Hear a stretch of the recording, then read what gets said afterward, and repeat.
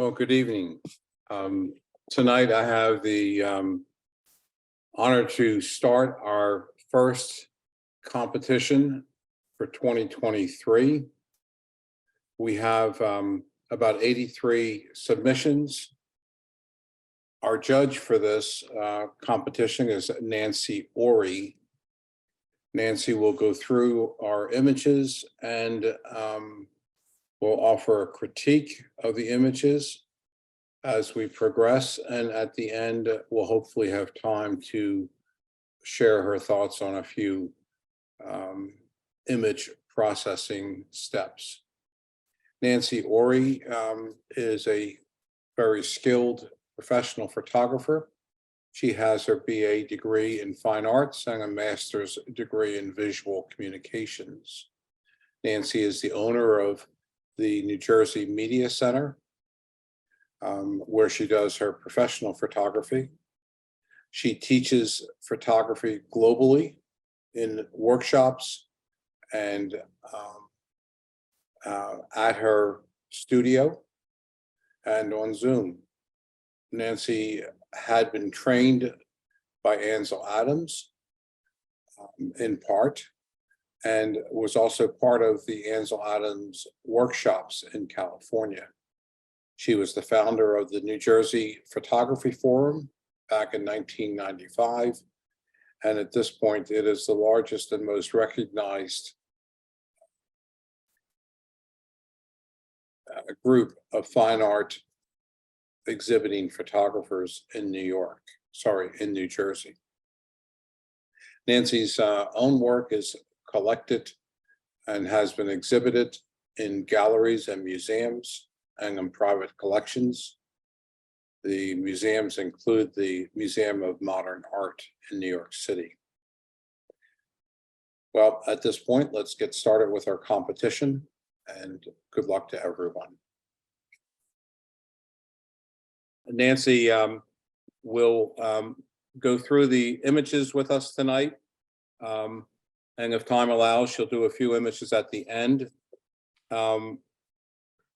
The images were all submitted to Nancy totally blind to her, without any initials or names, for her to just to make things clear for the members. And what you'll see tonight as the images come up will be the title followed by the maker's name, and underneath that on the third line you'll see the score that Nancy got. I'll point that out when we first get started. Nancy, do you have any comments at all to make before we start our slideshow? Well, I just, for your edification, I do this quite a bit, and normally I don't have the privilege of seeing the images before I jury them. So this was kind of an interesting and frankly, much longer process than what I'm used to. But, you know, that's the way you're doing it. And I think it's good for judges that are not as experienced, perhaps, to be able to spend more time with the things. I'm kind of used to just doing a quick run through, and then we start, and it's a challenge for me, for sure, to see it, and I think, impact is so important for every image. And when I work quickly like that, it defines that impact, like, immediately. I mean, it should be an immediate response to the image, and that's kind of usually my challenge. So it was kind of nice to be able to spend some time and also, coordinate everything with Vince. And so hopefully you'll appreciate my efforts, and I enjoy always. I think I learn just as much, maybe even more sometimes, because I know what I'm looking for than the participants. But I don't know if we have a Q&A time slot, if there's time for questions at the end. I did manipulate two of the images to show you before and after. And if we have more time, I can actually show you exactly how I got to the after and physically manipulate the things for you live. So we'll see what kind of time we have and what you guys want to do when we get to the end. So take it away, Vince. All right.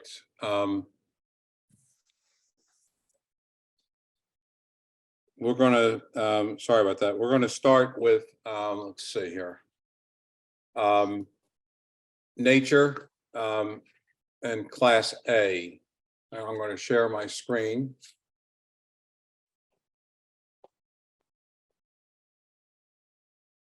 Okay.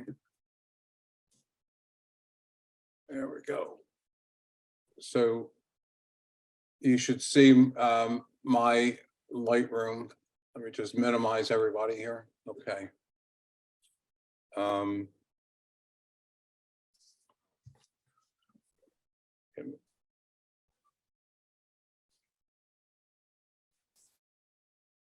There we go.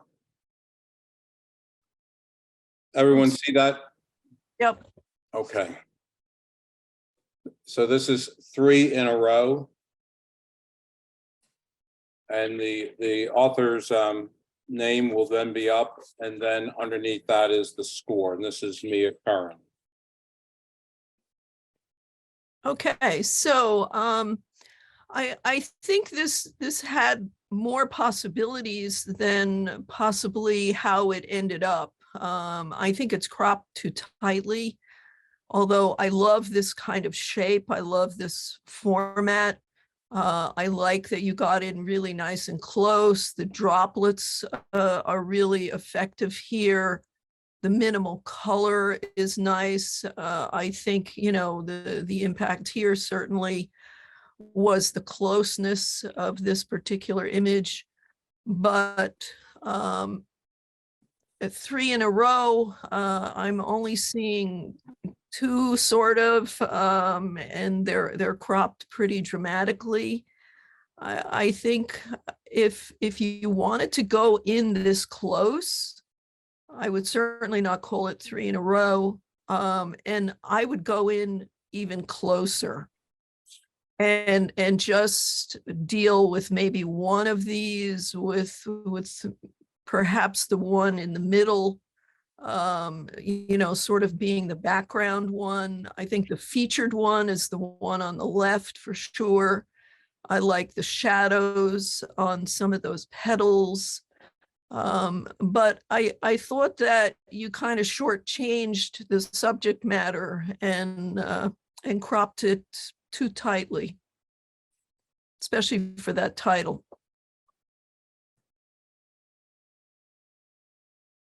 Blue Lagoon, Karen Lay.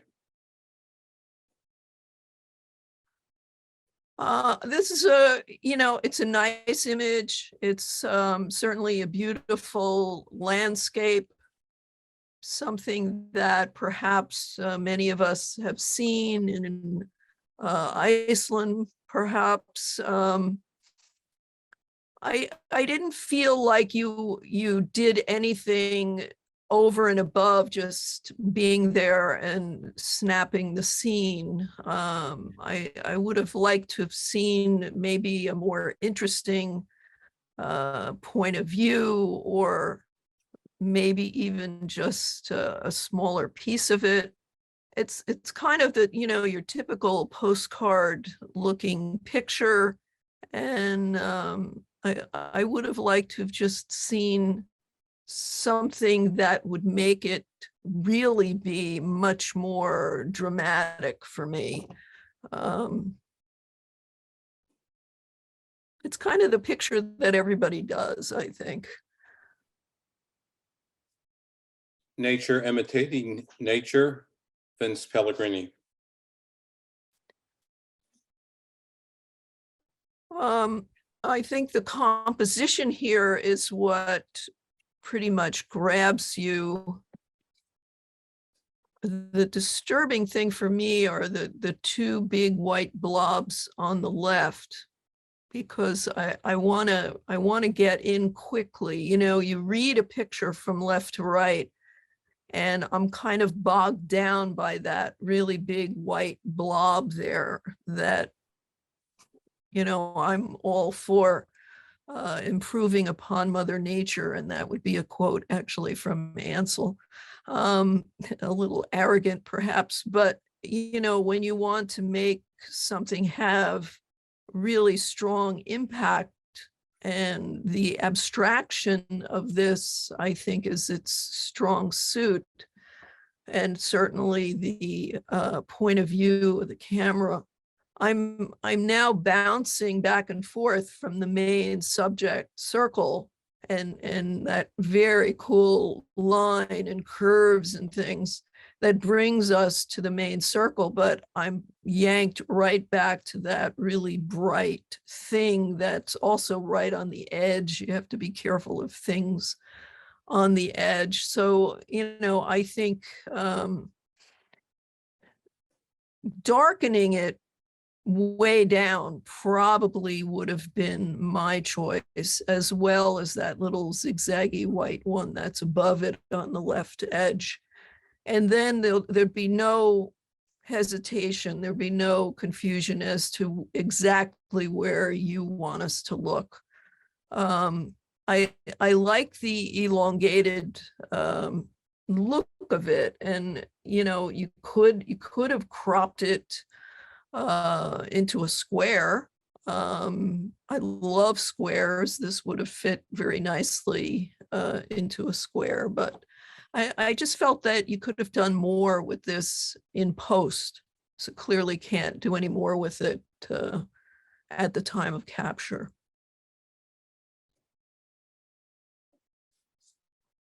Foggy Morning, Ivan Bub, and this got an honorable mention.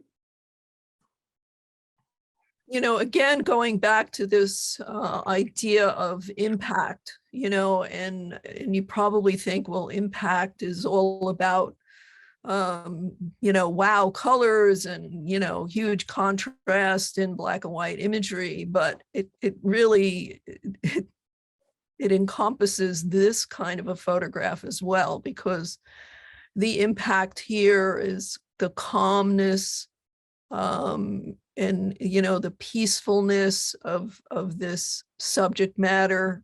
I love fog. I love shooting in fog. I think, you know, for me, the other interesting thing was the detail of these reeds or whatever they are that are the darkest, you know, detail in the photograph. And that kind of darkness allows us to understand photographically that this is a fog picture. You know, without that, it would just look like kind of a blurry blah photograph. But those grasses and the reflection are, you know, the darkness in the reflection is what's showing us that this is fog. And the only thing I might do is just darken that sky a teeny bit to knock that down, which would force you even more to the tree and the grasses.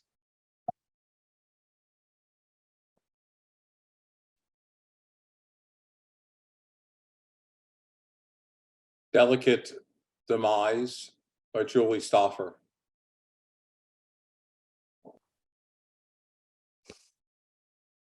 I like that you isolated this. It almost has kind of a sad feeling to it because of the condition, certainly of the flowers, but because of that black background. And I might like to have just a teeny bit of texture or something indicating that this group of flowers are not just floating in space. to just give them some sort of grounding with and be it a dark texture, but just something there that indicates that it's not just hanging someplace in the darkness. I also like that, you didn't throw this away, and decided to work with it. I think we're all too quick to deal with, the perfect flowers and stuff. And this certainly is not. Um, and it's not necessarily overdone either. There's like not too many items happening here. The floating petal is, I don't know, kind of a metaphor for something, I guess. And kind of makes you think a little more about what are you trying to say here? What are you trying to show us? So Spring's First Blooms by Jenny Lodge, and this got third place. well done and nicely seen. I like how you handled the background. I might have even darkened the foreground under the flowers a teeny bit more. And even the stems could be knocked down a little bit to really force you to go exactly where we're ultimately going anyway, but to maybe get you there a little quicker. The droplets, everything's nicely handled. It creates a mood, with the droplets combined with the darker background. Depth of field is handled very nicely. It's just enough texture and not busyness back there that's going to pull the eye away from where you want us to look. So Feeding Time, Leon Fox. I think it's good that you managed to capture this. I don't know if you're seeing it the same way I am, but the face of the one bird looks kind of blown out to me. Probably could have used a little more work in post. But your depth of field or whatever you're doing to create the mild background is working nicely here. I would like to see more of the face. It's kind of hard to tell.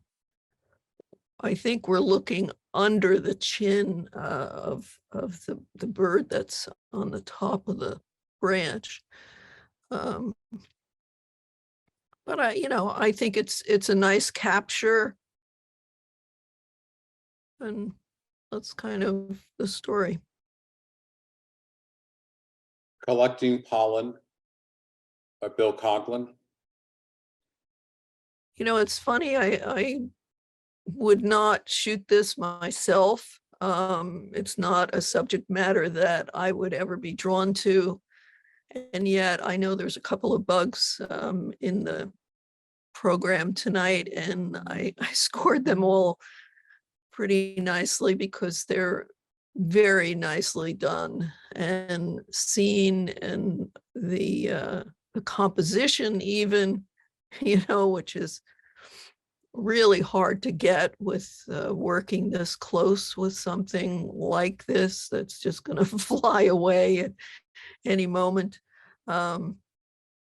So I applaud your diligence here. Love the depth of field with that pinky purple color filling up that space back there.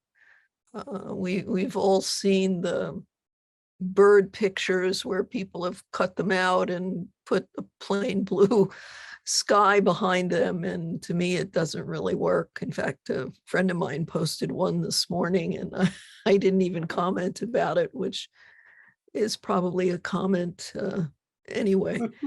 um, but Good job. Clear wing moth by Larry Stamm. Again, another bug kind of a thing. The background's handled nicely. I mean, certainly that's the color that's kind of the wow color. Great that it happened to happen on a diagonal for you with minimal detail there, but maximum detail where you want us to look. And the fact that it's off center and compositionally it's working very nicely. I know this is kind of a weird thing for bugs, but I like to see their eyes. And I think it's typical of how we look at animal pictures or people pictures, bug pictures, reptiles. It doesn't really matter what it is. We kind of are wanting to look at the eyes always, and we're kind of missing that here. But I thought it was very well done. Butterfly Beauty, Ivan Bub. Again, more bugs. I thought this was nicely handled. The cropping is very good. I like that you left some room for the butterfly to look away there, and gave us some texture, just minimal texture in the background. That's all we really needed. And sharpness, detail is handled very nicely. Midday in Lofton, Lee Reeves. I get the feeling here. I might get more sympathetic for this image if it was at dawn. But I think you could have done maybe something more with this. It's a document of that moment. The sky is nice. But it's kind of like, oh, okay, it's a decent image, but not something that's going to grab me.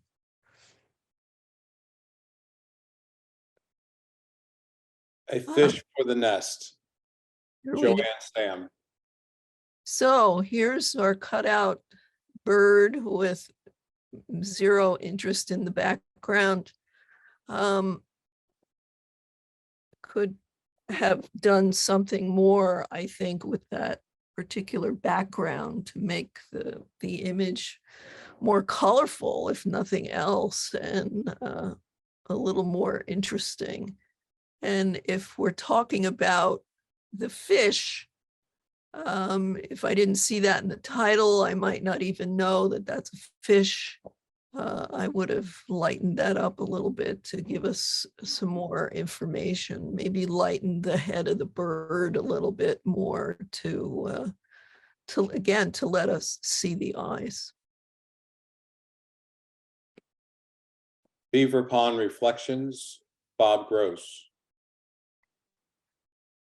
We all have these, and I just didn't see anything wow for me about this. I like maybe more color, or maybe something done differently with that central thing, that's reflection of the tree. Maybe put it on a diagonal or something. Again, I just thought you could have done more at the time of capture with this, as well as in post.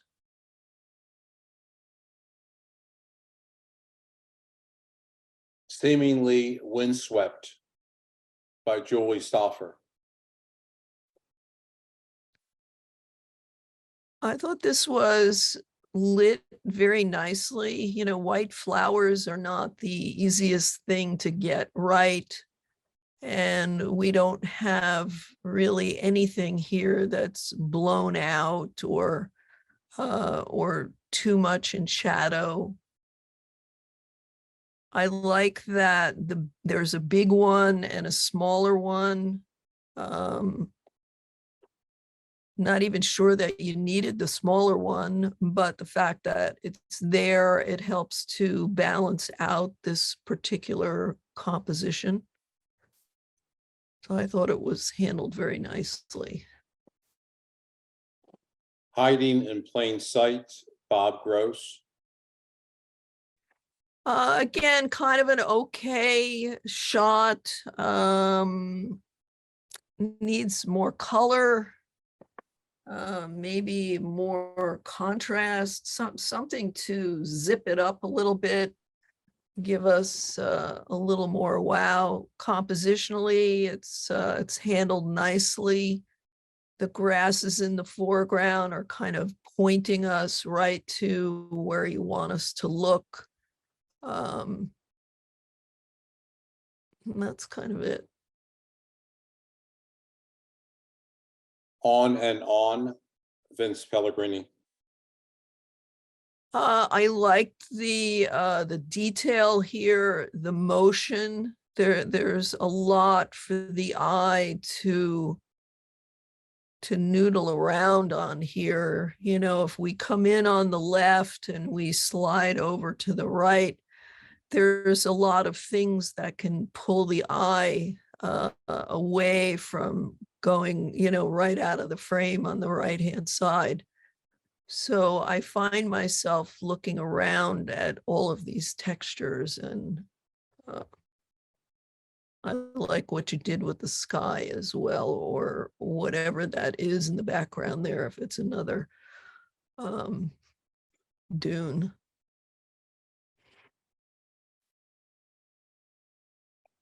Bellwort by Joanne Stam. Nicely seen, has a very calm feeling about it. The softness of the light source, nicely diffused. Enough information in the background. I might have just darkened the left a little bit more in the background to help push everything forward. But even the symmetry of it is working nicely with how you cropped it and how you framed it, you know. Good detail. The Eyes Have It, Bill Cox. So here we go with the eyes, and for sure, the eyes have it here. I might have tried to just sharpen that central area a little bit more to get some more clarity there, but the eyes are pretty awesome, and a little scary. It almost looks upside down to me, but I'm sure it's the way it's supposed to be. But that's an image with a great deal of impact for sure. Watching and Waiting, Larry Stam. This looked a little pixelated to me, and you know, I don't know if it's coming from your original or just because you guys are showing lower resolution things. I did get the sense that the background was cut out and put in there, mostly because of how the feet, the claws have like a halo around them.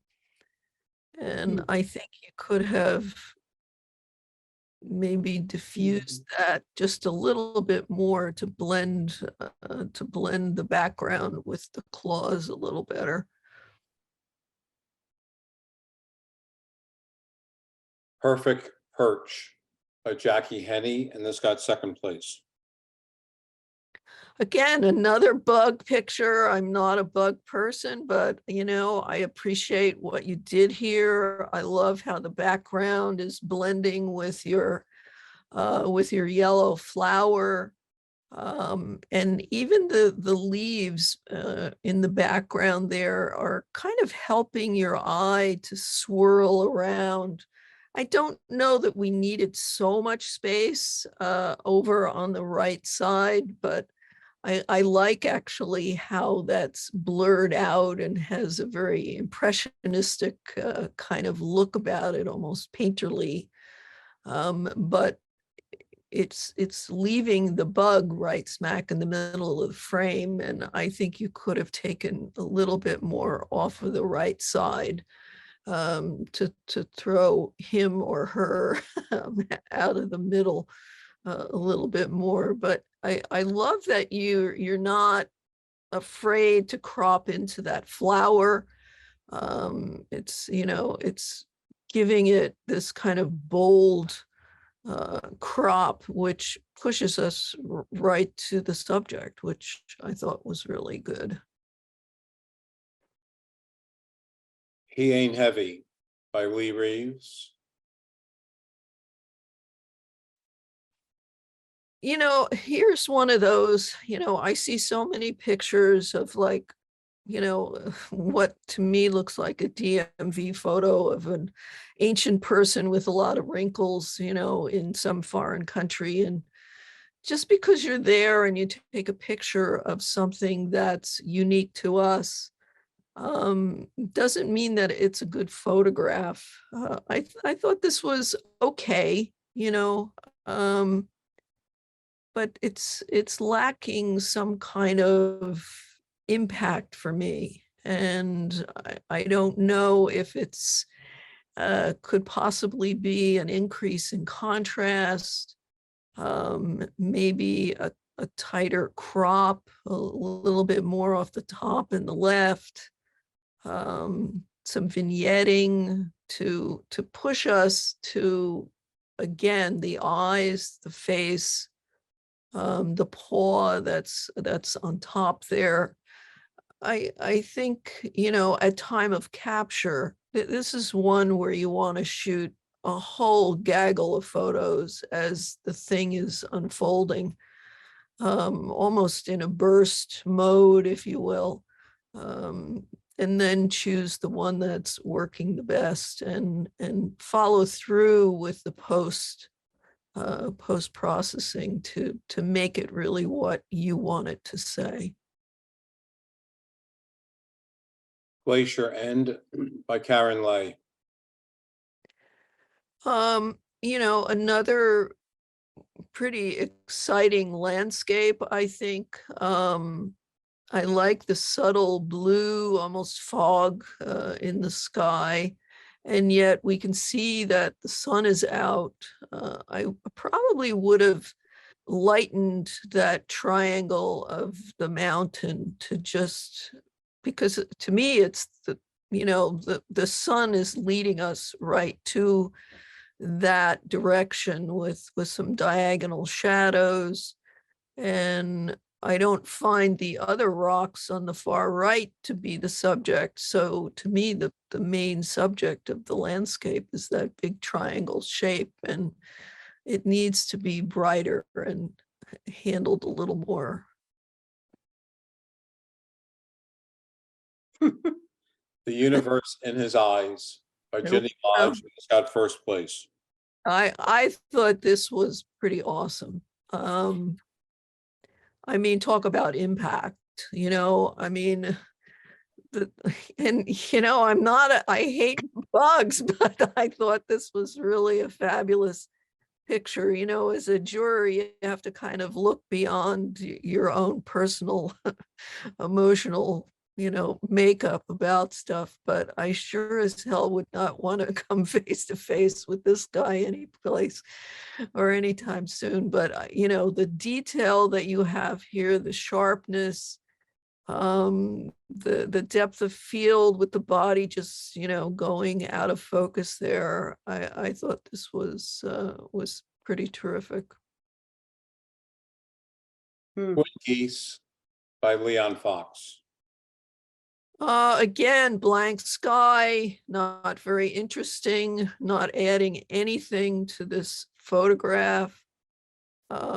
maybe could crop it a little bit more, but certainly do something with the background to give it some more color, some more interest. Okay, that was it for Class A nature. We'll go to Class B nature. And this is our first one. Green frog with duckweed on its nose by Amy Langman.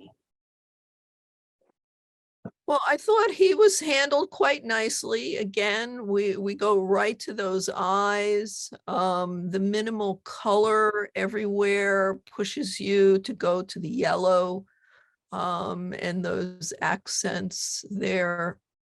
Nicely handled in post. A little bit of vignetting is working well for the background there.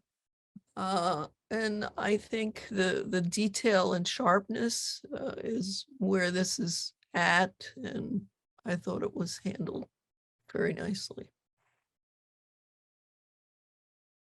Webbed Leaves by Jessica Lopachin. Again, this is another one where I think you could have done more at the time of capture to maybe find something more interesting than this. The depth of field is handled okay, except for that light colored bark that's pulling my eye away from everything that you want me to look at. It doesn't make any sense. You know, it's just not a very interesting photograph, frankly. I think you could have found something that's a lot more interesting than that to work with. I'm not sure what the statement is that you're trying to make. So Ocala Monkey by James Igito, and this got third place. pretty cute fellow. Lucky that the branches were not intersecting, you know, his body anywhere that was important, and if it was, you fixed it. I think the cropping is working well. I would have liked the eyes to just been a little bit brighter so we could maybe see some catch lights in those eyes, but it's almost like it's posing for you. You know, it's I like the little paws or hands, you know, where they're placed and what's happening there. Um, it's all working pretty well. Fiery Flower by Tim Huey. Well, you know, I get that your depth of field is on these little twirly things, the pistils, I guess they are. But when you're in that close and so much of the main flower is totally out of focus, it's bothersome with that central part of the flower being such a major part of the photograph. And that's where I'm going because it's so dominant, you know, in your composition. I'm not going to those little ends of the things there. I'm going right to that center thing, and it's disappointing because it's not in focus. I don't know. I think at time of capture, you maybe could have worked with this a little bit more. If this is the kind of thing that you like to photograph, you might want to think about some focus stacking with your shots. That's kind of it. Vermont Tree by John Rutt, and this got second place. I thought the textures on this, clearly the diagonals, it's an abstraction really. but with a lot of impact. And when you get into it and you see all of the texture of the snow, there's a lot to look at in this particular piece, and it's very dramatic, I think.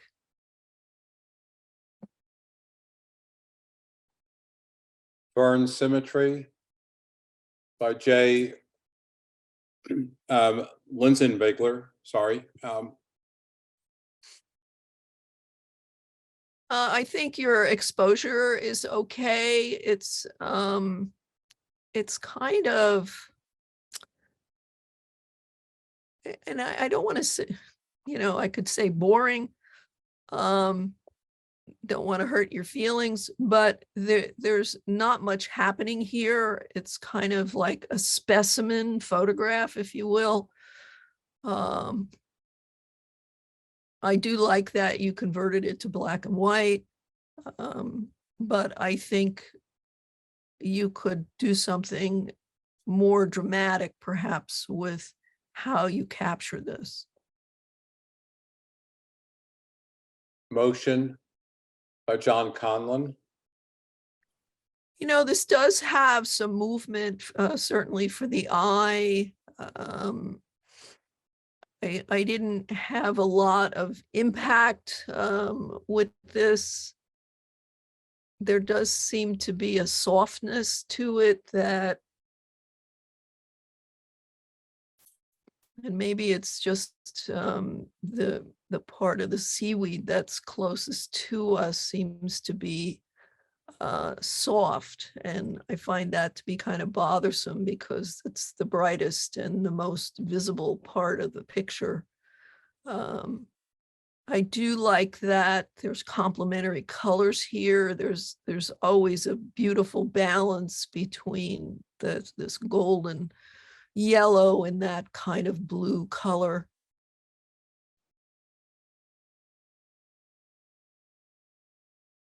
Autumn Energy by Barbara Kaufman. Well, I'm not sure what you're trying to say with this particular photograph. It doesn't read well. I get that there's motion for sure, but it's, I don't know what it is, water with something underneath it, behind it.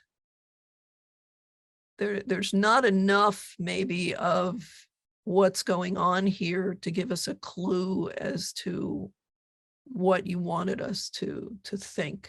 So Bird in Flight by Deborah Lewinson.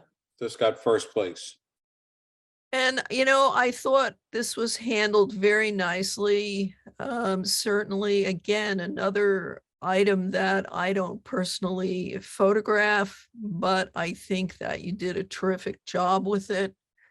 And I don't know if that was the real background or not, and it doesn't really matter because how you blended it with the feathers and the edges of the bird is really working here. So in my mind, it looks like that's the background that was there with a shallow depth of field.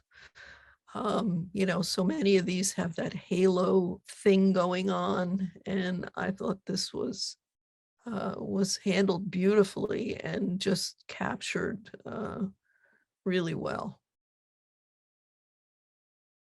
Low Tide by John Conlon. This was one of the pictures that I chose to play with later if we have time. I think you could have more color in this particular piece to bring out the greens a little bit more. I'm not so crazy about the second bird. I don't think it's necessary. It's out of focus, and it's pulling my eye away from the main bird. So I'll talk more about this later. Purple Pansy by Jessica Lupachin. Well, I'm not sure where you want me to look here because there's very minimal focus. And what is in focus is looks like a dead pansy. So I think, your camera handling here needs some work. The bright blob in the upper right corner is not helping. It's allowing me to go right out of the frame there. Um, Needs to have more in focus, basically. Evening Lake by Barbara Kaufman. I guess, what I get from this is that feeling of the evening with that cool blue color. But perhaps, you could have found something a little more interesting to work with.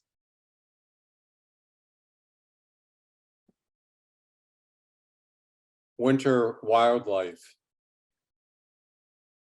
by Deb Lewinson. I don't know how you're seeing it and the fact that these are all JPEGs. The snow is a little bit blown out on my screen. But I think, the squirrel is handled nicely.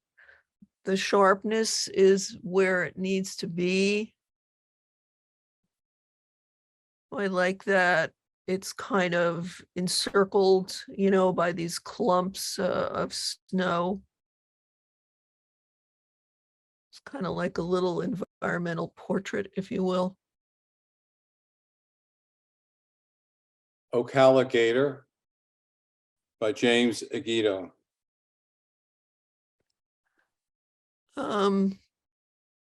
Probably the thing that bothered me the most is this tree thing that's right smack in the middle of the picture. And perhaps the angle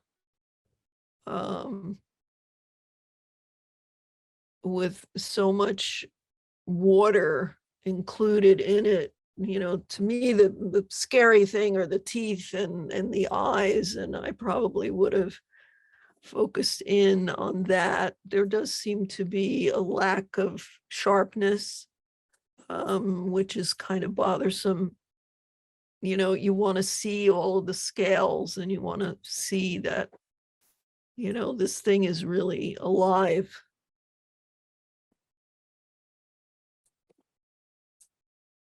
Pasture Grass by Jay Leisenbigler. Nice light. Don't know that we need that little bright line across the top of the image. Kind of pulls the eye up there away from where you really want us to look. The shallow depth of field is working. I might have darkened some of those orange blobs and brighter yellow ones in the background, just a bit more to make this thing pop forward. Burrowing Owl Intense Eyes by Amy Langman. Well, here's another one where cropping would certainly have helped to give this tremendous impact, because it is, in this particular case, about those intense eyes, and cropping it to a square and just getting rid of all of that extra stuff that's totally unnecessary all the way around the owl would have helped a great deal. Lanternfly Lunch by Tim Huey, and this got honorable mention. Pretty creepy. That's a technical critiquing term. I thought, this is like amazing that you found it, it was doing this, it had some color, red, white, and blue, which is kind of interesting. And a lot of detail, a lot of sharpness, where you want us to look. And that is it for Class B nature. As I switch over to Class B pictorial, just a comment for the newer folks. Nancy mentioned a few times about the background, and just to be clear, for our nature, you cannot switch backgrounds. You can't do a sky swap, etc. You could in pictorial as long as it's your own sky from some other image. Right, which means then that those could have been improved and put into pictorial. Yes, they could have been. So this is Class B pictorial, Empty Sky Memorial by Deborah Lewinson.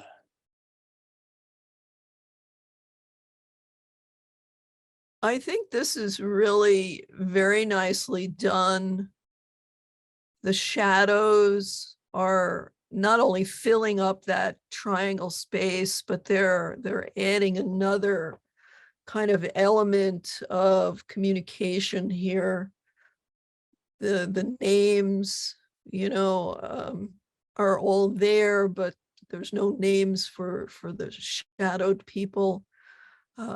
Great that there was a decent sky up there to kind of fill in that space with some texture.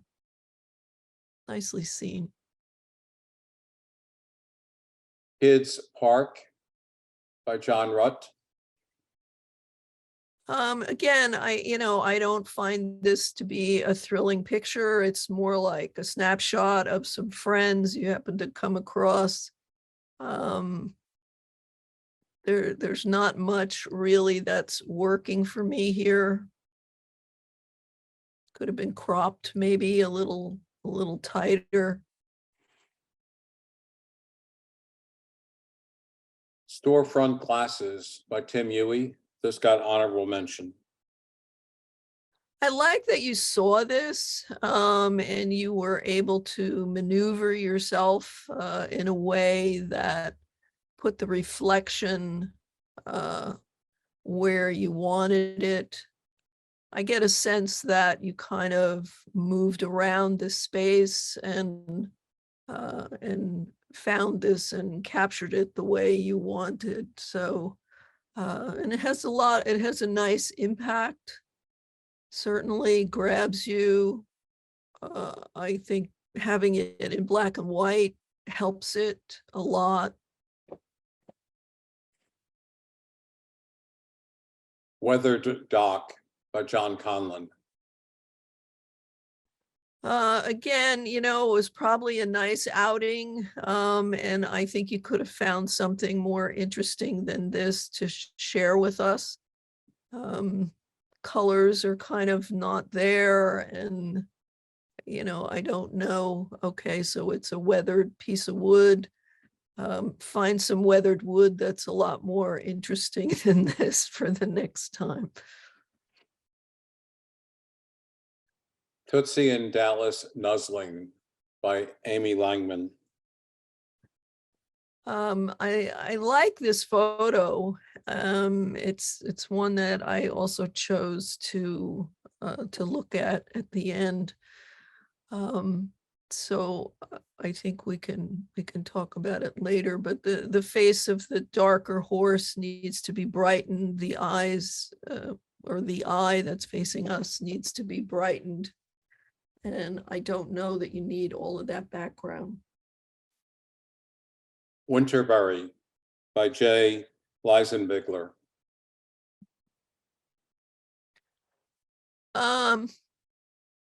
Depth of field is working pretty good.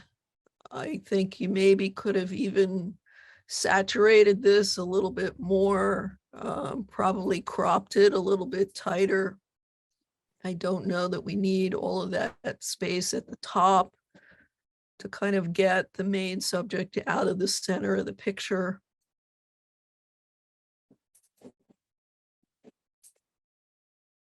Package Diorama by James Aguido.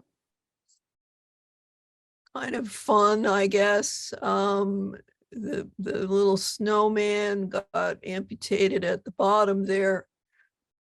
And again, I think point of view here is something that you could have played with a little bit more. I just get the sense that you set this up and click, and that was the end of it. I would have liked to have seen you, you know, shoot through, you know, some of these little guys up at the one that's floating in the sky, to do something a little more dramatic with the near far relationship of objects. 4-H entry, Barbara Kaufman. You know, if this person is related, you know, I kind of want to believe that it's your kid or your granddaughter or something. Nice family outing photograph, her efforts. You know, there's a little story that's happening here, and I think that you cropped it well, and you know, are giving us a little Southwest or Texan point of view here. I probably would have lightened the head of the cow just a hair. I don't think we need the rear end to be lightened at all, but I think the head needs to be a little more understood with the background. Golden Fog by Jay Bigler. Something here needs to be sharper. It's not doing much for me. It just looks like you shot it out of a moving car. You know, we've all done this. And in fact, I've just been editing a lot of stuff I shot on a tour of Northern England, and I did a lot of stuff out the car window, and it kind of all got edited out in the end, if that gives you an idea of what I feel about this. But there's not a story there for me, so go ahead. At the Fair by Barbara Kaufman. I think your point of view here is interesting. You know, I'm traveling up this lighted, you know, thing, a structure to those stars, and I'm yanked away from your main transporter here to the background because they're bright, they're happy, they're in the sun, they're red. I probably would have tried to lighten the stars that are on this thing to hold the eye there a little bit more and make this more of the subject of this particular picture, where right now the subject is becoming the Ferris wheel in the background. And I think you'd be better served to have the subject be the thing that's the biggest in the picture.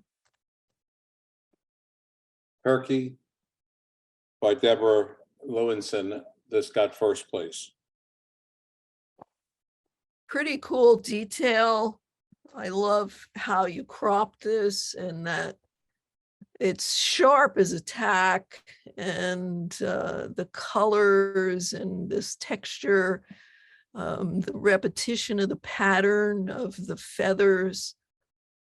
It's all working. The head out of the middle of the picture, the blank background.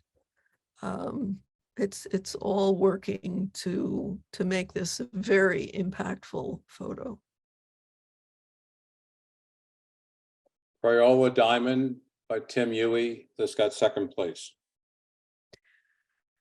This almost looks to me like an advertising photo for Crayola or, one of these pencil companies. I think it's working really nicely. I don't know that you need the upper triangle, frankly. But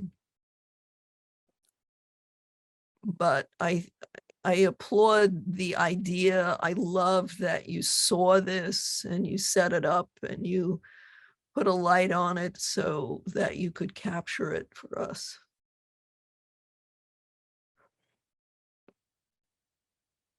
Old Point Loma Lighthouse by Amy Langman.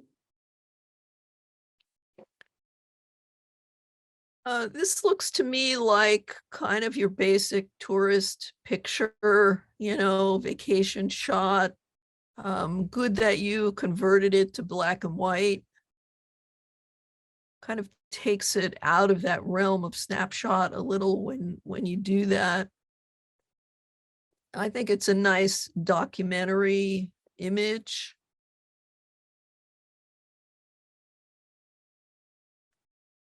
Recursive Crowd by James Egito, and this got third place. Certainly a lot to move the eye through this, all of those little figures, and you're trying to figure out, well, what's real and what's a reflection. And I think it's great that you saw this and you were able to compose this in a way that's keeping us in the frame, really, kind of circulating around through the image. Fireboat by John Conlon.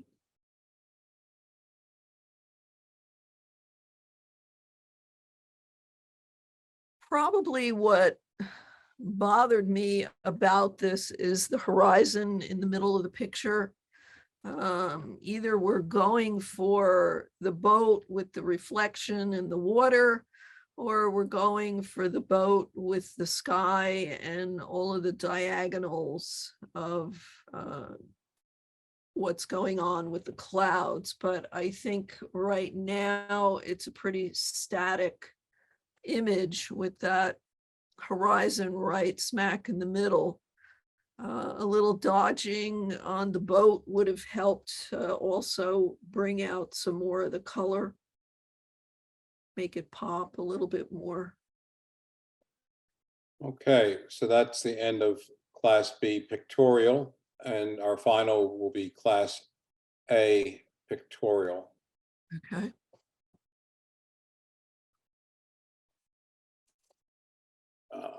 We're just, my screen is not disappearing here. There we go. Okay. Barn at Night by Karen Lay. I like what's going on here for sure. What I would like to see more of is the barn story and that row of buildings that's kind of going off into total darkness. I think you could have dodged that a bit and just opened it up a little bit more. It's it's fighting to be the subject because of the star trails, but I think it's a nice structure and there's a nice diagonal that's happening in both directions there that gives this architecture a little more support and volume, if you will. Garden Reflections by Bob Gross. Well, here's another one I didn't quite get. You're showing me a lot, but it's maybe still not enough to allow me to see what's going on here. There seems to be layers of things, some patterns. Maybe those patterns could have been amplified in some way to abstract this even further. But right now it just kind of looks like a blurry, kind of blah, photo with not a lot of contrast or a real subject.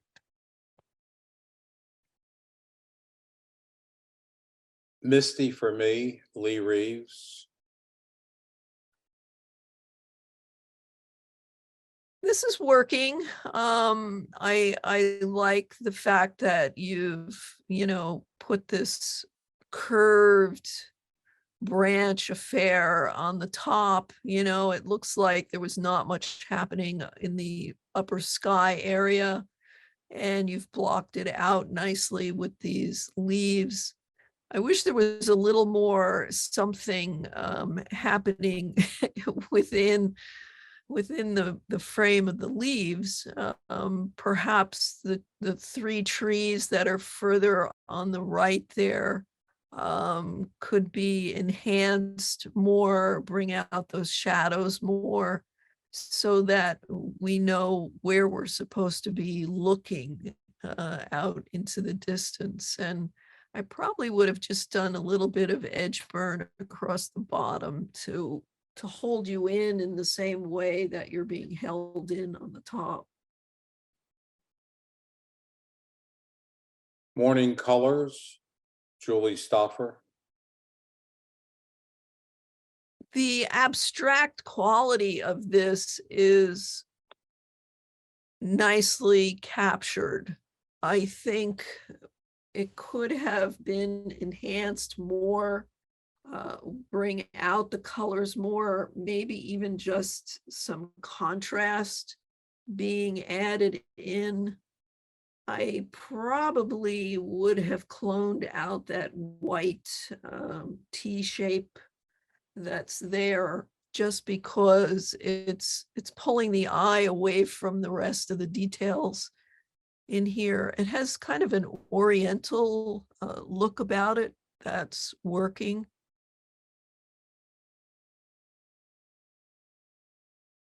Warm Life by Rick Shea. This kid is so cute, and I love how you've dealt with the focus here. The hat is sharp, the face, the hands, the cup, the fence, and then the background being super soft. It's almost like an advertising photo, if you will. It has kind of a lifestyle feeling to it as a category of types of images. It's great that he's looking into the larger area of the photo. He's out of the middle. I think there's so much that's working here. His face is not shadowed, that his face is opened up nicely. So it's all working very well. One Voice, Vince Pellegrini. This is kind of, this stealth stuff, sneaking around, getting your photos. Great that you managed to get 3 of them within that opening frame there. And the pattern of those twirling things, it doesn't bother me so much that they're soft, because when things are soft like that, it forces the eye to find things that are sharp. So it's forcing you right into that little quadrant, into their lives. We just feel a little voyeuristic here, but I think the composition is nicely cropped and composed. Why Missing Stonehouse, Bill Coughlin. I'm not sure, where I'm supposed to be looking here. There is a figure, or maybe 2, I'm not so sure. I would have liked to have seen maybe something a little simpler to define for us, give us some more information about in a bolder way. You know, it's almost like we have too much stuff and not enough message here. You know, what I can almost see 2 or 3 images within this one picture. So I think simplifying it could help it a lot. On my journey, Mia Curran.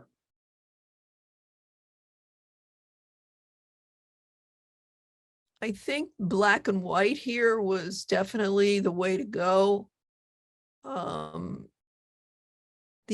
And I'm a tree photographer, so, you know, be careful with this kind of subject matter. The thing that I don't like about it is that its big toe is pointing to the lower right corner and takes me right out of the frame. So that needed to be included in the photo, and maybe your position, you know, camera point of view could have been handled a little differently here for more impact. Like, am I supposed to go down the road? You know, I'm blocked by the tree. I'm not sure where I'm supposed to look here, but I keep coming back to the tree because I can't go down that road. And maybe that's what you were trying to tell us. So I don't know. Vanillin polarized photomicrography, Ivan Bub. Well, not sure what this is. It's abstract. It's interesting in that it has texture and some detail, some sharpness where you want us to kind of float around. Almost looks like a pansy of some sort.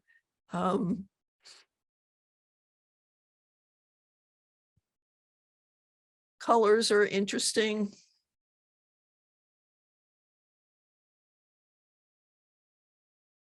Havana in the Evening, Joanne Stam.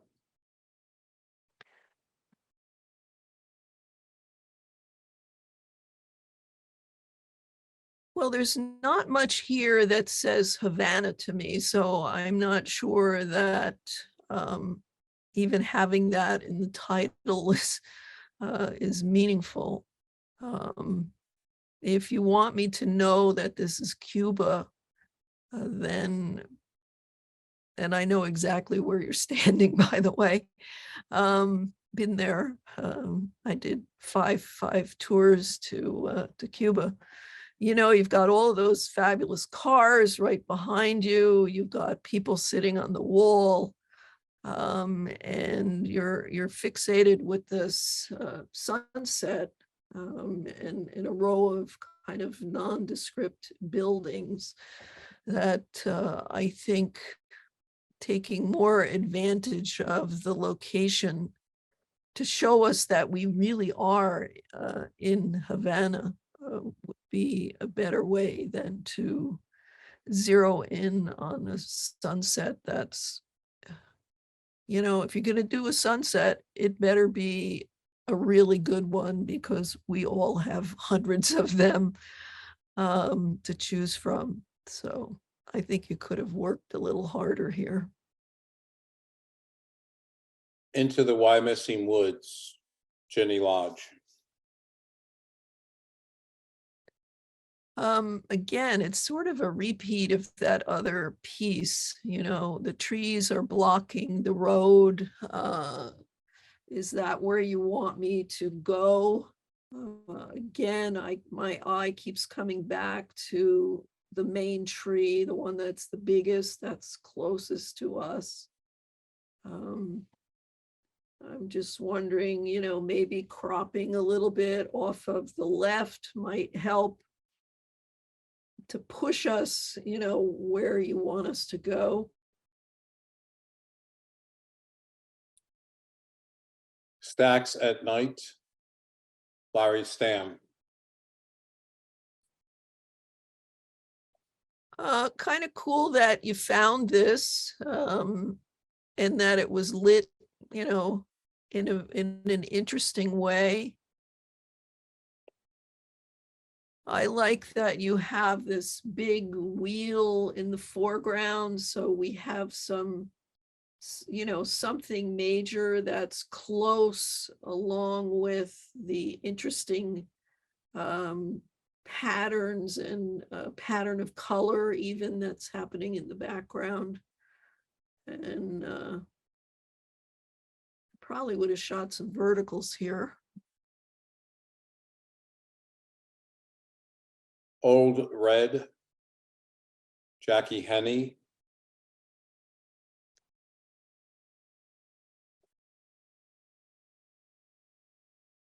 I might have richened this up a little bit. I like your cropping.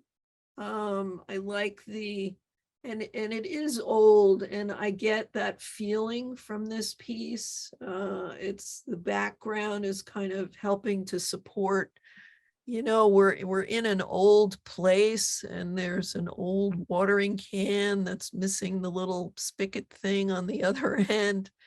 I might lighten it a little bit, which would lighten the reds, and maybe make them pop a little bit more.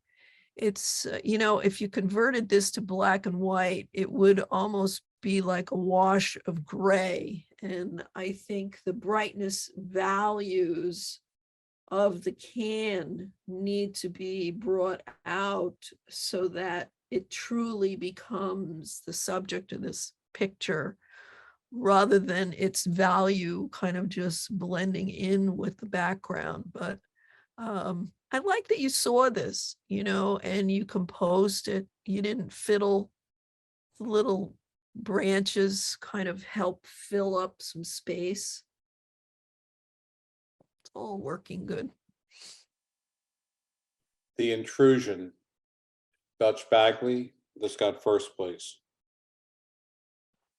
Certainly tons of impact with this piece, very abstract, very contemporary, if you will. I don't know what it is. I'm sure it's, it's some structure that I probably should know, but I don't. And I find it to be really compelling. Like, you just keep zigzagging around. All of those diagonals are helping the eye to move.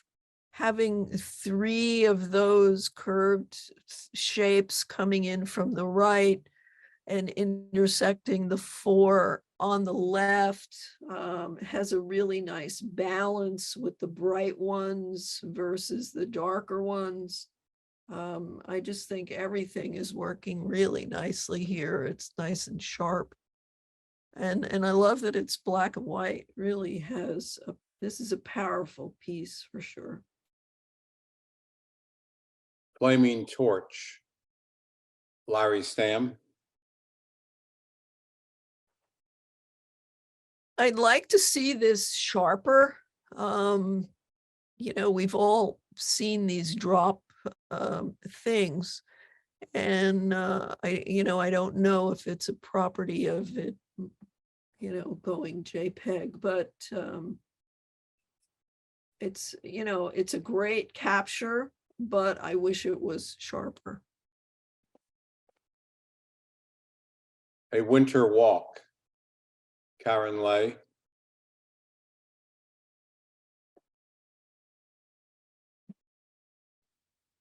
Lots to look at here. You've given me a path to walk on with these 2 people.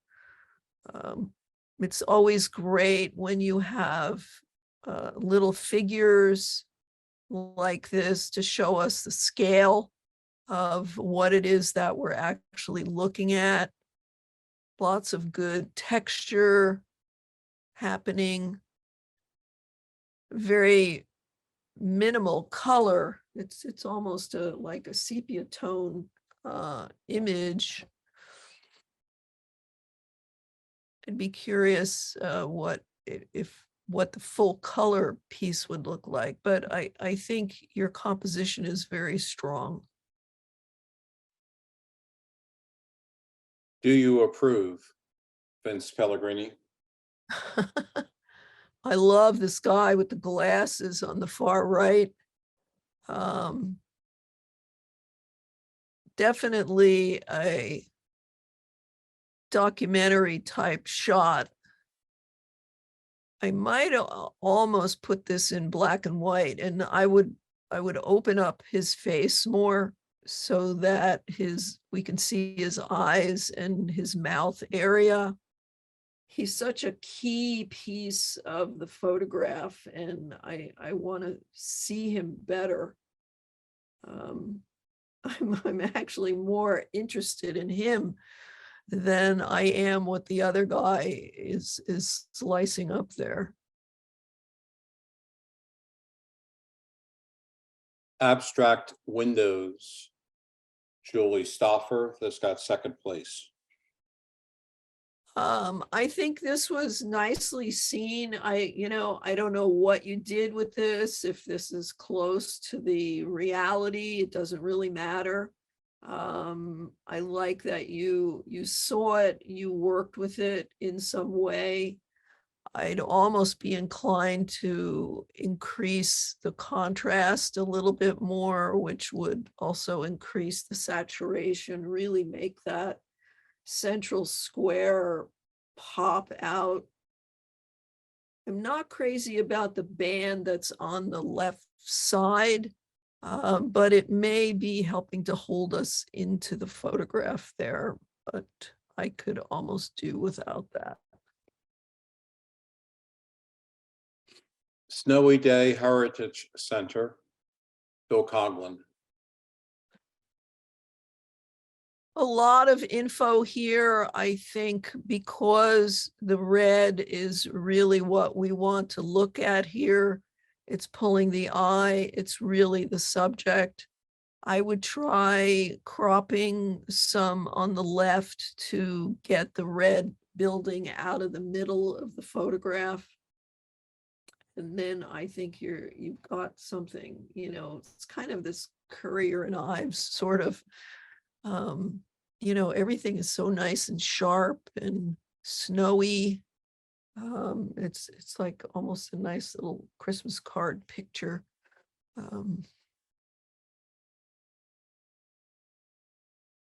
Cabin in the Woods, Ivan Bub, honorable mention.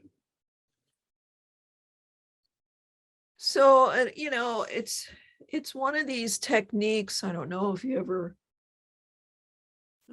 had a cross star filter when I was shooting film, and it's sort of like you shoot two pictures with it and then you give it away to a friend, because any more than two pictures done with a glitzy technique is more than enough.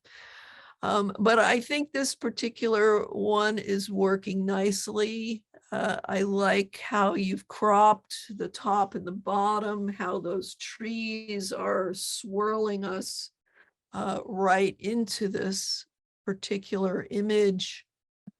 I might have a tendency to darken that open triangle space on the right so that it doesn't pull you out of the frame on the right, but it's it's kind of unsettling in a way, but I love how it kind of pulls me to swirl around the image. Purple Dawn, Lee Reeves, third place. Nicely done. Your point of view is so all inclusive here in a hotel or something, hotel window. colors are handled beautifully. Might just increase the contrast a tad to just zip up those blacks a little bit more, or increase your black point, if you will. So you're not going to blow out any of your whites. But I think it's handled very nicely. Grandpa's Tools, Rick Shea.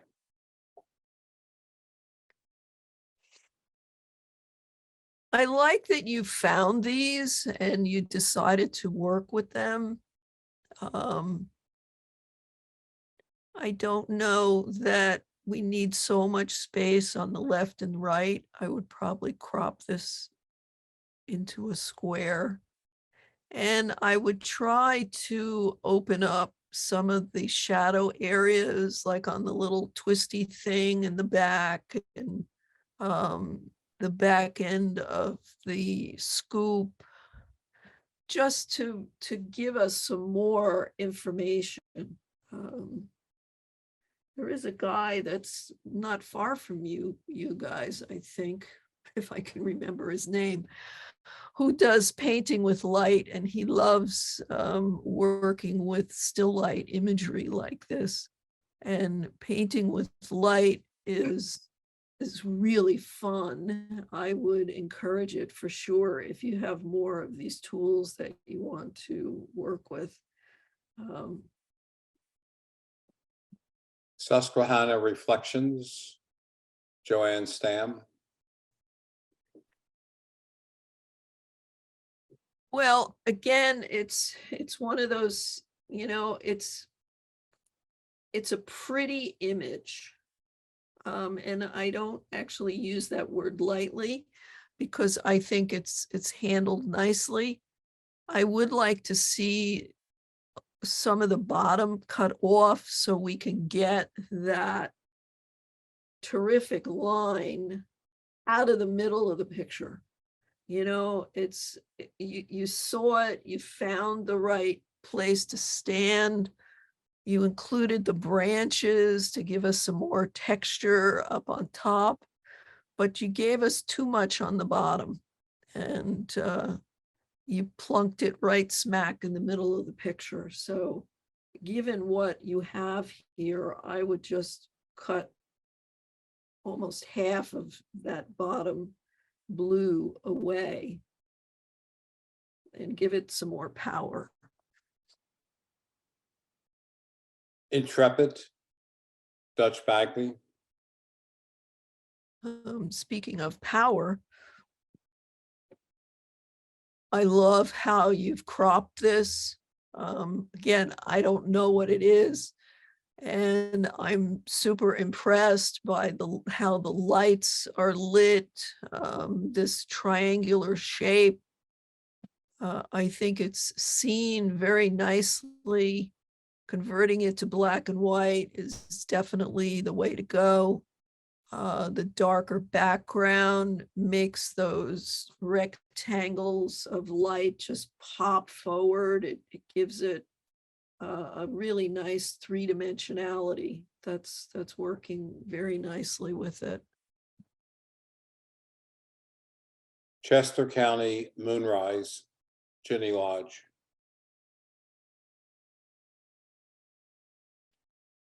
If this was my piece, okay, again, the horizon's right smack in the middle of the frame.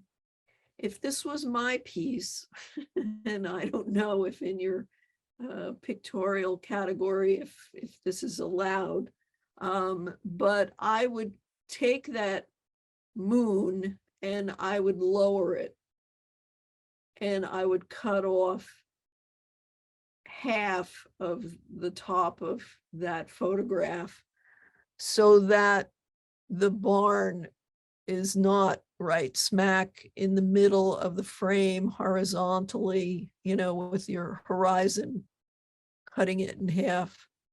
I think it would make it a much stronger piece. The grasses in the foreground are really helping a lot, and the fact that they're nice and sharp. the barn is the brightest thing in the picture, so it's drawing the eye there.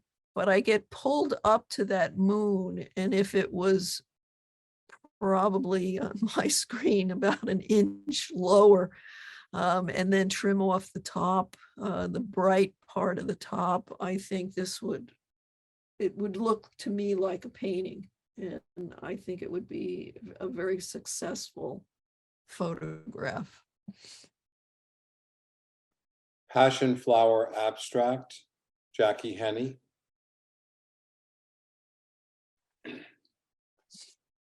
And then, I don't know exactly what's going on here. It is abstracted. Is this another one of those twirly filter things?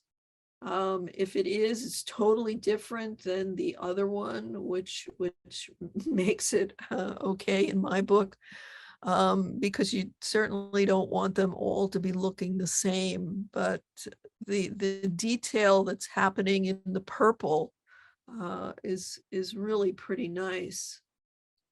I'm not sure about the white blobs, however.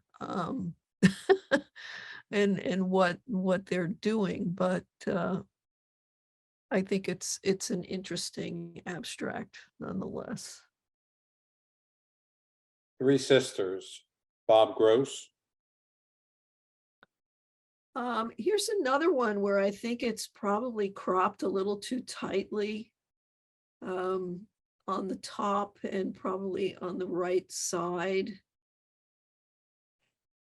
I'm not, here again, it's the title is telling me it's a threesome, but I'm not seeing enough information from all three pieces to make this work for me. Okay, and that would be it for the images. Just as a point of information, with pictorial, anything basically can be done, manipulating, as long as it's your image created in camera to start with. And I'm going to stop sharing my screen, and there we go, and bring everybody else back in. And Nancy, are you okay to do an image or two? Sure.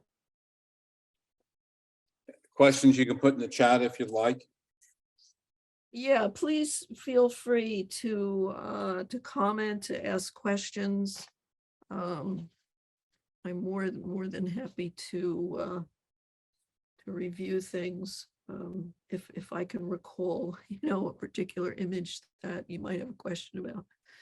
Okay, so what I did is this is the photograph. So you'll have to go back to your full screen view. And I don't have any control over that. And You want me to go back to my screen? yeah, can you make this full screen or speaker view maybe? Yeah, I think so. Let's see. I think if I'm talking, my screen shows, but maybe there's a way we can eliminate all the pictures. There we go. Can everybody see that okay? Yes. Okay, good. So when I talk, you'll be able to see it. What I use is an old program called Aperture, which was an Apple program back when you could choose between Apple, Aperture and Lightroom for PC or Mac. And at the time, I found that Lightroom was just something that was not user-friendly. And we're probably talking, I would say, at least 10 years ago. And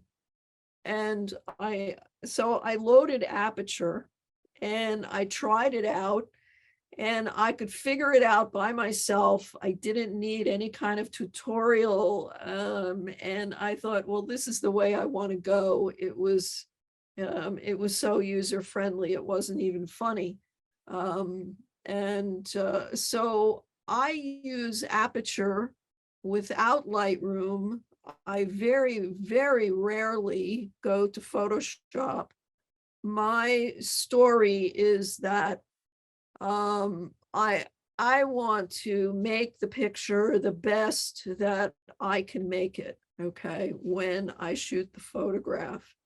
And at the time of capture, I'm very much aware of how I feel about a particular image. And what is it that I know enough about to be able to fix it the way I want to fix it. And, so constantly upgrading your skill level, if you will, with post processing. Um, you know, that's how I learned how to do stuff. And, when I shot professionally with film, we didn't have the opportunity to fix things in post. So, you could crop, you could lighten, you could darken, but with color photography, unless you were hiring, somebody to do airbrushing and what have you, you really didn't have the opportunity the way we have today to fix an image. So my learning was get it right when you capture it. And I've carried that same thought into digital.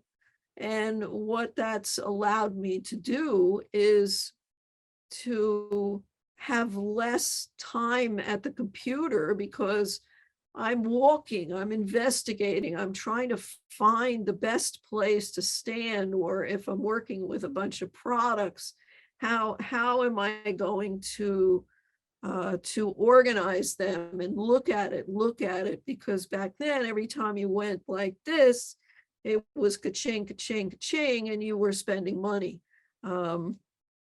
So I learned early on that you had to be much more conscientious at the time of shooting, which is, I guess, what what I'm suggesting. So I took two of the images and I thought, well, let me play with these and see what I can come up with. And for this particular piece, I felt that I liked actually the relationship of the horse on the left with the patterning of the lights and darks of the snow. But I didn't feel like that was, the subject of the photograph. To me, the subject of the photograph was these two guys kind of nuzzling their noses together. And if that was the case, well, then that's what I wanted. I didn't need all of that other stuff. And in order to get to that, certainly I cropped. And here's something I kind of learned early on once I was so blown away by the whole cloning process. The first time I took out some telephone lines, in in a photograph, I was like the kid in Home Alone, like, I couldn't believe that you could actually do that. So, I kept adding more and more understanding of what could I actually do with Aperture, with cloning, because I know a lot of people will do their cloning in Photoshop. Well, I don't need to do that. I do all my cloning right in Aperture because it works terrific. It's unsupported now, hasn't been supported for about 60 years or so. And I don't really care until it stops working on my machines. I will still continue to use it. But at any rate, the cloning idea now I don't crop pictures until I've totally manipulated them. And here's why. A lot of my subject matter are trees, and I get holes, sky holes, in the trees. And I maybe don't want the eye to go to those holes. So I need to take some leaves and I need to put them there. I need to cover up these things. And of course, it's not just with trees and sky holes, it's with a lot of other things. But here's the deal. If I cropped first, right? And that's our inclination. We kind of go, oh, look at that. It would be so much better, Our inclination is to crop the picture first. And what I'm suggesting is wait a bit. Crop at the very end of your manipulations, because for two reasons. You might need something that's out there that you would have cropped off and had no access to, right? So you might need something that's out there to clone into something. And if you've cut it off, well, you don't have it anymore, and you're just now trying to work with the things that are within your crop. And if you overwork it, it's going to look like a rubber stamp, right? So I'm going to crop later into my mix. And the second reason, and I have to change the battery on my camera, so I'm just going to keep talking. I hope you can still hear me. The second reason is that I might actually like the picture without the crop once I've finished manipulating it. So I always wait until I'm finished with all of my cloning, my lightening and darkening and burning and dodging and all of the things that I want to do to a particular piece. I leave that until the very end, and I might actually like the picture now without the crop. So there's that story. Now, with this particular photograph, I can go through my process here. And with Aperture, everything is pretty self-explanatory. It's all listed right here for me to go through. I usually like to start with my shadows. So I would open up my shadows a little bit to give a little more information in those dark areas.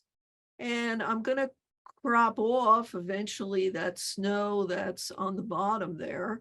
So I don't really care so much that it's maybe going to blow out. It's maybe going to lose some of its detail because it's going to go away. To me, it's not an important part of this particular photograph. I do play a little bit, granted, this is probably a JPEG image. I usually shoot RAW for everything. And RAW generally needs some kind of mid-tone contrast. And I'm sure that there's words that you have with Lightroom that are pretty comparable, they might not be the same words, but you'll get to the same place with them. So in this particular case, because it's a JPEG, it's already been processed by the camera. So it doesn't really need as much increase in contrast and so forth as maybe a raw picture might need. So I might just work with The contrast, I want to be sure that I don't lose this nice dark face here, but this eye is totally lost. Many times I would say, oh, well, it's too bad this guy's got his eyes closed, but it's kind of like, a kiss, do you kiss with your eyes open or your eyes closed? Maybe this is a little kiss and I want to say that that's the girl and that's the boy because he's taller, I'm coming up with my own little story here.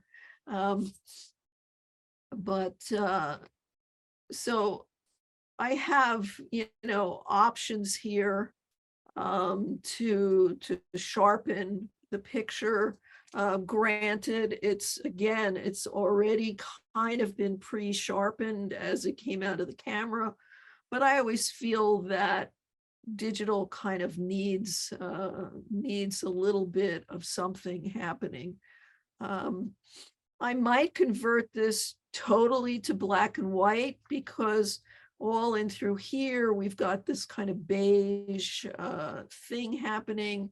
And I would normally use Silver Effects Pro, but for this story, just as easy to pull out the saturation and just turn it into a black and white image. I think it becomes a stronger piece that way.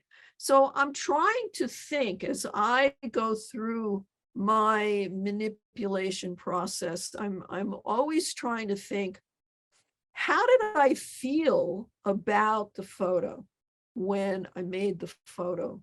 What was it that drew me to make the picture to begin with, may seem like a pretty simplistic question, but if you take ownership of the answer to that question and follow that, support that through your manipulation process, you're going to come a lot closer to how you felt about this particular subject matter when you did the photo. So the one thing that could be bothering me a little bit is the fact that the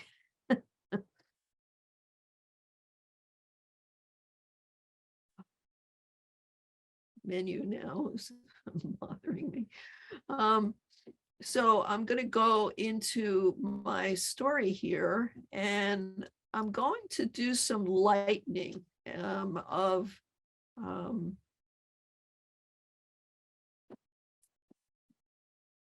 some stuff. And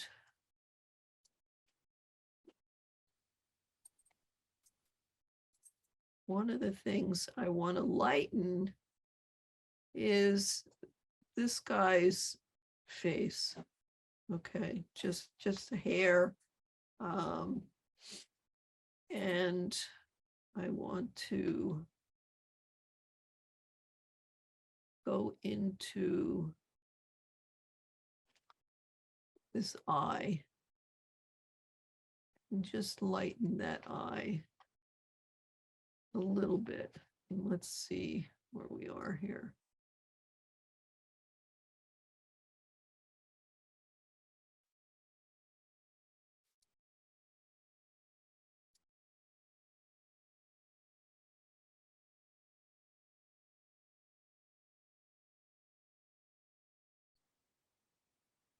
So I added essentially another layer here of lightening, which, I wanted to lighten that neck area, but not as much as I lightened the face.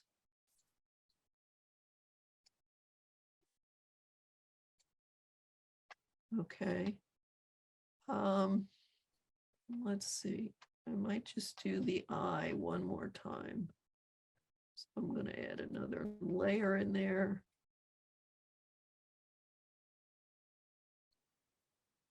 And here. and do that. And then I'm going to crop. And I don't need any of that stuff up there. I want to, it's going to do some weird things here for me in terms of height and so forth. I usually have a box that gives me some more options, but we'll take this.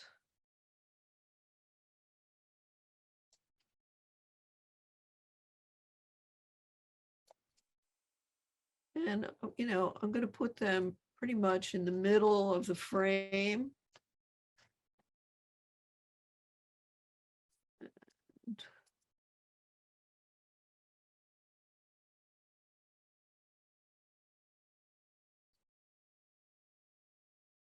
So that would be my final piece. It's not giving me my ability here to actually do the crop without doing all of that craziness, but you get the idea. This is how I want to see this particular image. We now have much more information in the eye. We've got a brighter face. We've got a black and white image. And things are happening kind of the way I want them to happen.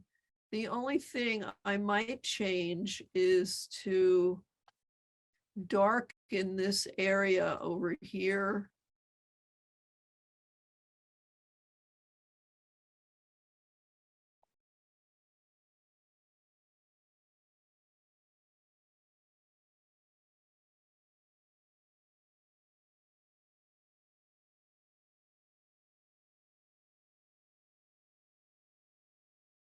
And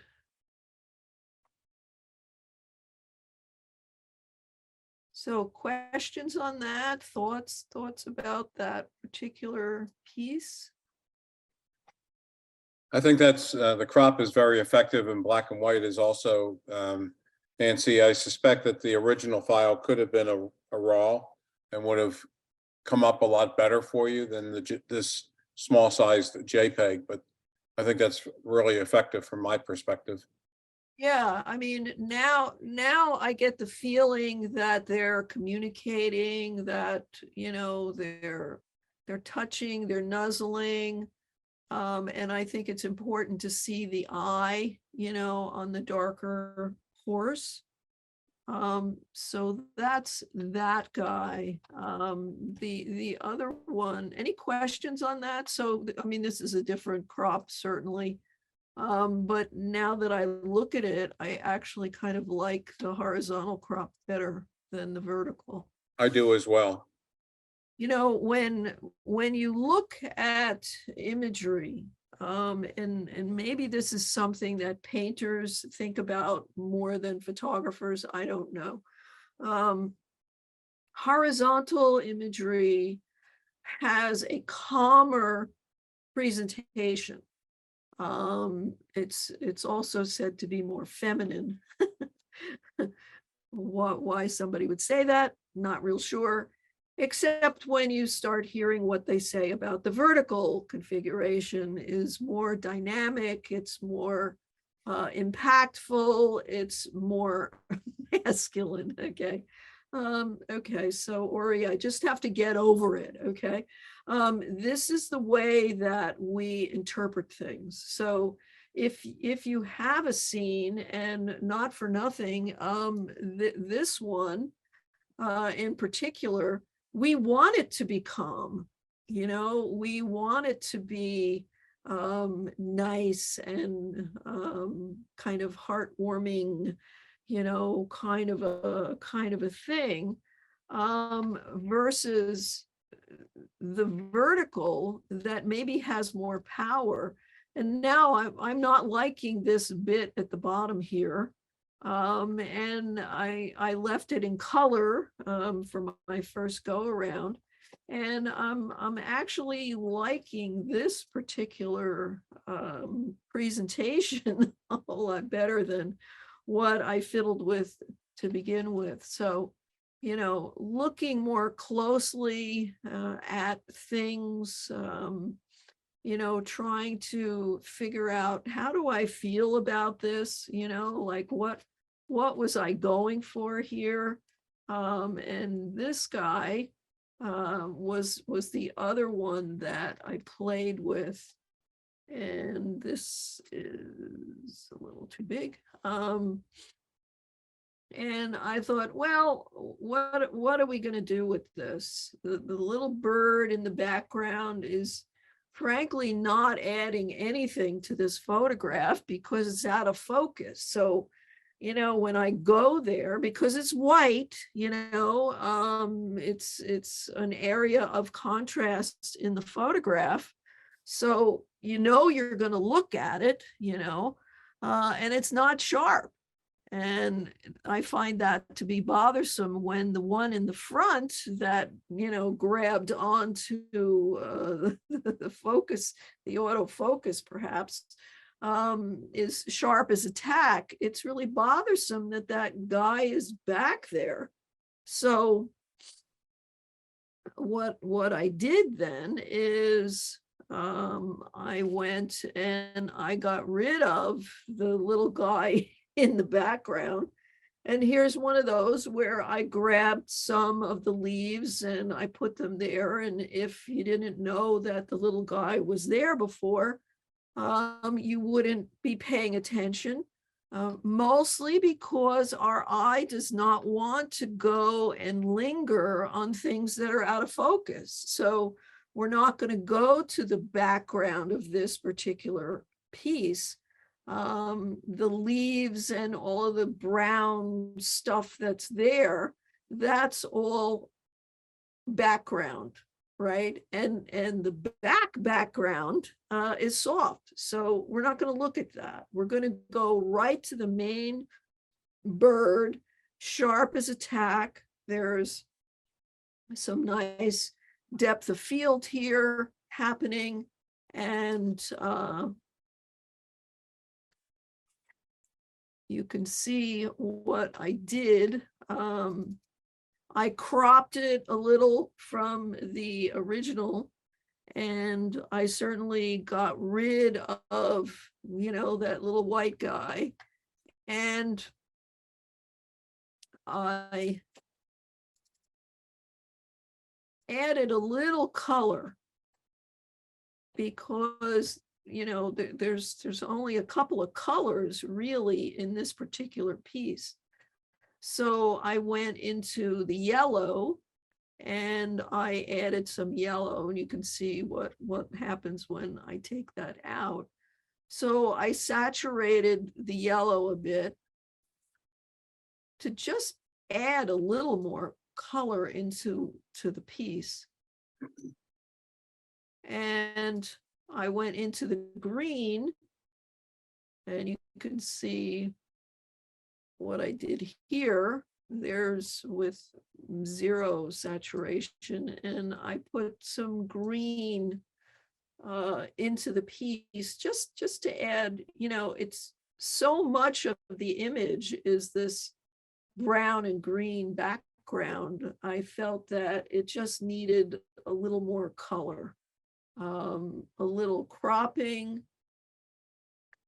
And we can see where you can see where I took out some of the information because the back of the piece is out of focus to begin with. So who really cares? I do like bringing up this grid, which you can sort of see it. I mean, I can see it pretty nicely on my monitor because it's a little bigger.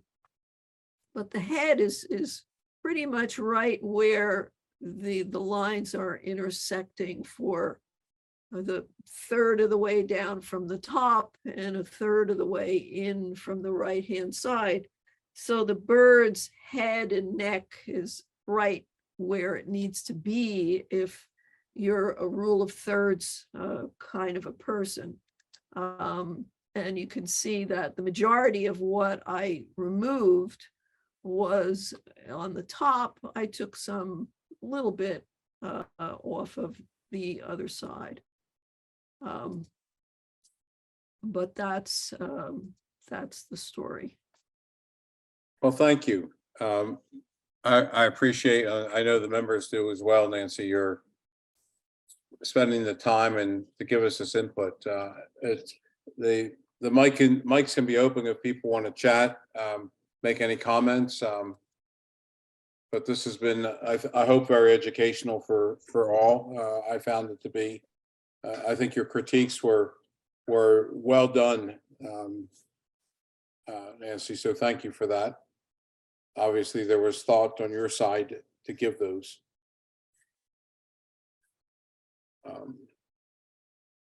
Anyone else have any words? If not, thank you all for being with us. And we have our Zoom people and we have a bunch at the Goggle Works. So I think this was a nicely successful session, and thanks everyone for your submissions. Keep in touch. All right, Nancy, thank you. Good luck with your center. Thank you.